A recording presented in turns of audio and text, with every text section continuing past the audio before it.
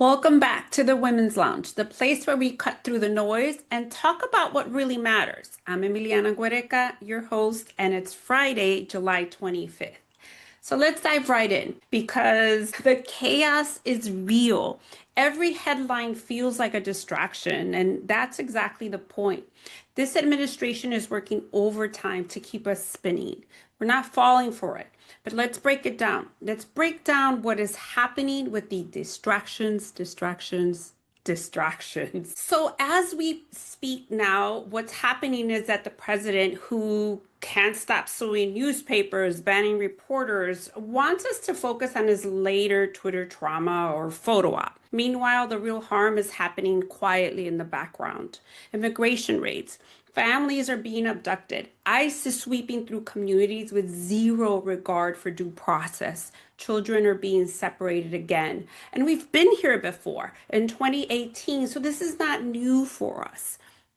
But what is new is the silence, and we cannot continue to be silent on it. But moving into the Epstein survivors and the Epstein case, while we're all waiting for justice, while we wait for the files to be released, they are sealed, the names are hidden, and the powerful men continue to create chaos. They want us to get tired, they want us to move on, but we won't. We will not move on until there is justice for survivors. Then we've got healthcare. Healthcare. Medicaid funding was gutted and has been gutted in multiple states. Women, children, and the most vulnerable are paying the price. We've got reproductive rights gone in half the country. The bans are spreading, clinics are closing. The defunding of it is insane. And women are being prosecuted for seeking basic health care. That's all chaos. It's chaos, it's deliberate. They want us to be distracted while they dismantle every protection we've fought for. Guess what? We see them. We see you. And it is just that chaos and distraction. We're going to make sure to continue to stay loud, continue to stay visible, making sure that we are not silent on these issues that are critical for women.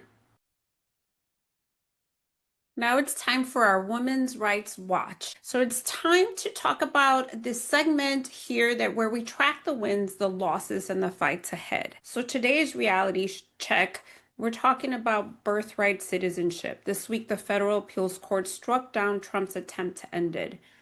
That's a win, but let's stay clear and be alert because that fight is not over. It's a small win. And then we're talking about abortion access. In the last 48 hours, another state has passed a near total abortion ban. No exceptions for rape or incest. That's not pro-life. That's anti-women, and we need to call it what it is. It is an anti-woman policy in the states. Violence against women.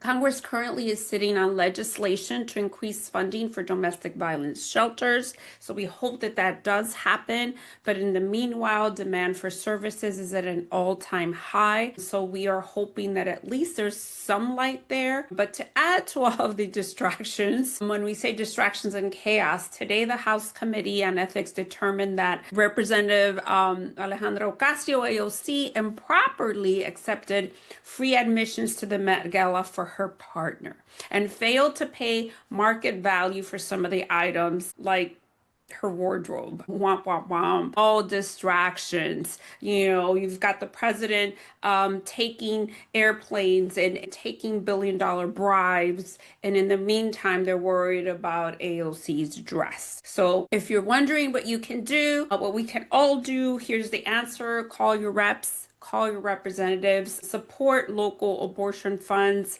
show up even when it's overwhelming.